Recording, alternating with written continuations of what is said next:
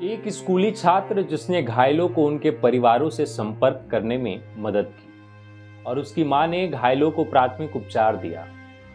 एक pharmacy store मालिक जिसने निःशुल्क टेटनस इंजेक्शन लगाया।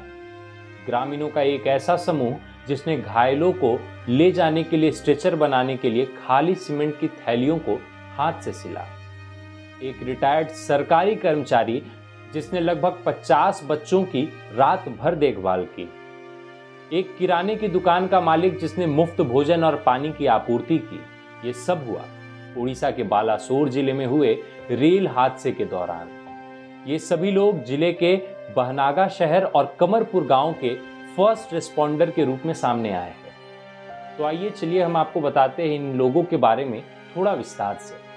दुर्घटना स्थल से 50 मीटर की दूरी पर 25 वर्षीय सौभाग्य सारंगी की फार्मेसी की दुकान है। जैसे ही घटना घटी उन्होंने टेटनस इंजेक्शन के करीब 1000 पीस घायलों के इलाज में मुफ्त में लगा दिए। एक मीडिया चैनल से बातचीत के दौरान उन्होंने बताया कि तेज आवाज सुनकर मैं बाहर भागा। कुछ ही मिनटों में लोगों को बचाया जा रहा था और मेरी दुकान पास सड़क पर रखा गया था। मैंने उन्हें टेटनस के इंजेक्शन और पेन किलर की दवाइयां देनी शुरू कर दी। साथ ही उन्होंने बताया कि इस काम में मेरे पड़ोसी भी शामिल हो गए। मैंने बैंडेज और अन्य दवाएं भी दी। मैं आखिरकार सुबह 4 बजे घर गया। जब उनसे सवाल किया गया कि इसमें आपका कितना खर्च हुआ है तो उन्होंने कहा कि करीब 8000 रुपए का खर्च हुआ होगा, लेकिन मैं पैसे कैसे मांग सकता हूं? क्या मैं इंसान नहीं हूं? वहीं 64 साल की नीलांबर बेहरा एक रिटायर्ड सरकारी कर्मचारी है। वह उसी बिल्डिंग के पहली मंजिल में रहती है जिसमें फार्मेसी स्टोर है। उन्होंने बताया कि हमने एक जोरदार आवाज सुनी और बाहर निकल गए। हमने जो उस समय देखा वह बता नहीं सकते। लोग मदद के लिए चिल्ला रहे थे। इसे देख हमसे रहा नहीं गया और हम कूद पड़े। उनके परिवार ने लगभग 50 घायल बच्चों को भोजन और रहने की जगह दी।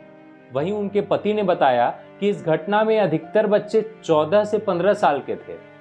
हमने उन्हें अपनी छत पर रखा और खाना खिलाया। वे अगली सुबह तक हमारे साथ थे। उसके बाद हमने उन्हें अधिकारियों को सौंप दिया। उनके पड़ोसी झूलन दास के पति रेलवे में काम करते हैं। उन्होंने घायल लोगों को प्राथमिक उपचार दिया, जबकि उनके 12 साल के बेटे रिद्धिमान ने घायलों को उनके परिवारों से संपर्क करने में मदद की। वहीं 58 वर्षीय महेश कुमार गुप्ता की किराने की दुकान है। उन्होंने मुफ्त में घायलों को पीने का पानी और सूखा खाना मुहैया कराया। उन्होंने बताया कि शुरुआत में मैंने बचाव कार्यों में मदद के लिए स्टोर को बंद कर दिया था, लेकिन बाद में मैंने देर रात तक दुकान खुली रखी, पानी और सूखा खाना दिया। बहनागा बाजार में गुप्ता की दुकान से लगभग 100 मीटर की दूरी पर 33 वर्षीय सौम्य रंजन लुलू की दुकान है। उन्होंने बताया कि वह कुछ और लोगों के साथ पटरी से उतरे और डिब्बे पर चढ़ गए और अंदर फंसे लोगों को बचाने के लिए खिड़कियों को छड़ की मदद से तोड़ दिया। साथ ही उन्होंने बताया कि अंदर जो लोग थे वो काफी चिल्ला रहे थे, इसलिए उन्हें बाहर सुरक्षित निकालने में हम लग गए। दुर्घटना स्थल के दूसरी तरफ कमरपुर गांव में प्रताप सिंह ने एक राजमिस्त्री के रूप में घायल लोगों को ले जाने के लिए स्ट्रेचर बनाने के लिए खाली सीमेंट की बोरियों का इस्तेमाल किया और खुद हाथ से सिला।